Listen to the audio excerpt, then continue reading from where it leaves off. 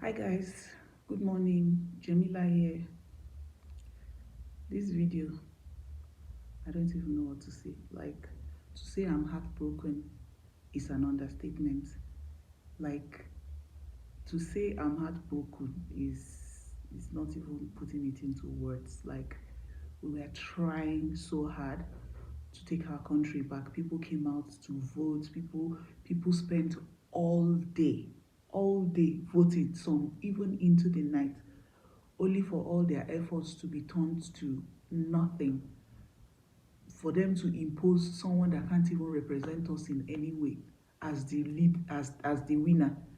It's so heartbreaking. It's so heartbreaking. People traveled from all over just to cast their vote because they felt that once we have a free and fair election, we'll be able to get to where we want to as a nation. Like, we'll be able to dig ourselves out of this rut. But listen, the way the elections were,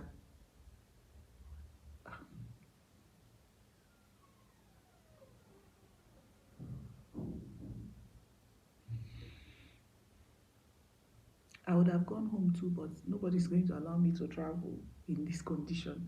Nobody's going to allow me to get on a plane in this condition. So I don't know what to say. I don't know what to say. Nigerian youths came out en masse. People came out. People spent the entire day voting, only for them to pick like the worst possible person to represent us. It's crazy. If you check some Nigerian content creators, they've not been able to create any content because we've all been so focused on this election. We've all been praying, we've all been trying to vote, we've all been donating, we've all been doing all sorts of things, especially with what happened in 2020, especially with the NSAS movement, that people were killed just for protesting. Protests alone, no, we're not even talking about anything. They were not armed, nothing, just for protests alone. So I want people to understand sometimes when they say, oh, Nigeria is not doing anything, oh, how do you choose bad leaders? We don't choose these people.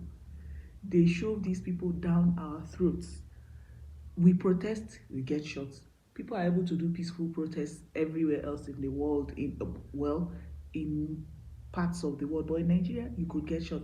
So now that we don't even agree with this stupid elections that was rigged, like rigged, if you come out to protest, you are most likely going to get shot. So where do we go from here? Where do we go from here as a nation? Like, people are wailing in my DMs, on Instagram, everywhere.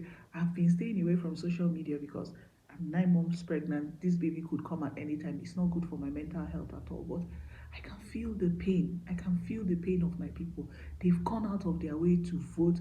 They've traveled. They've done everything only for this same thing to be taken away from them. If we had free and fair elections and the candidates we had in mind didn't get there, trust me, we would have been just fine. But blatantly taking this away from us, especially at a time like this, the naira is, I don't even know, is almost of no value. People are moving away, people are moving to all sorts of countries. I can't see my siblings when I want to. I can't see my parents when I want to. When I even managed to go back home, there were very few of my classmates, people I went to school with, still left in my city. Meanwhile, when we were growing up, like, there are generations and generations of people still in their home cities because, I mean, things worked. But now people are in Canada, Australia, New Zealand, the UK. People are moving away in droves. And then sometimes when you are in some of these countries, people feel the need to talk to you anyhow because they're like, what are you doing here? Even when you're there legally, they're like, oh, these Nigerians, you guys are too many. Why are you people in our countries? This is, trust me, it's not a funny process at all. It's not funny at all. You want to travel to neighboring countries, you have to read and research and do everything because you're not even sure you'll be allowed into that country.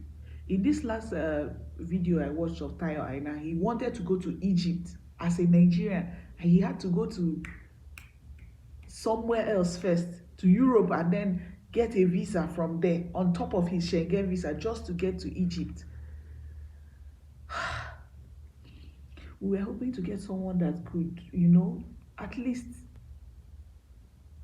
make things work a little bit for us, but unfortunately, I had to take a break and come back because I don't want to be crying here. But you people that have free and fair elections in your countries, you don't know what God has done for you. I'm sad for my people that still live at home, that still live back home, and all the hardships they are facing and will still have to face going forward. I'm sad for our future. I'm sad for what is in store for us as a nation going forward. Like, what are we going to do? I have no hope in the judicial system. I, I, I doubt if we're going to get any form of justice. I'm sad for our unborn children. I'm sad for my daughter, for my kids, the one coming and the one I already have. All this traveling around and moving away to other countries, they don't get to interact with their cousins, they don't get to interact with their grandparents, they don't get to immerse themselves in our culture. Everybody's just running helter-skelter. And even when you're in another country, legally, people still feel the need to tell you, oh, go back home, go and fix your country. We are trying. Trust me, we are trying to fix our country, but it's as if our hands are tied and we can never seem to catch a break. It's so infuriating that a small group of people feel like they can take from the larger group and make a mess of everything for everyone. Whether we like it or not, just keep taking, just keep swallowing. Nigerians are resilient people. Nigerians are strong people. Nigerians can rise above the ashes. But can we have a bit of softness? Can we have things go our way for once? Yes, we are strong. Yes, we are resilient. But there's only so much we can take. There's only so much we can take. So, I don't know, guys. I really don't know. I just don't know. I don't know. I don't know where we'll go from here. I just feel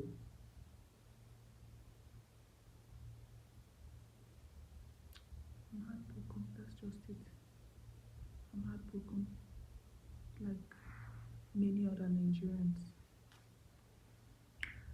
But I want to thank you guys, friends of Nigeria, that have been supporting us. Like, I was on Ghana Twitter, like they were all waiting with us. They were all hoping for the best, praying with us. Thank you so much. And even our friends here in Kenya, like there were a lot of them following the elections with us and also hoping for the best with us. Thank you so much. I really appreciate you guys. And please, if you see a Nigerian on the streets today, give us a hug. We're going through a lot. We're going through it. Most of us are frustrated. Most of us are heartbroken. Most of us are angry. We don't know where to go. Yes, they said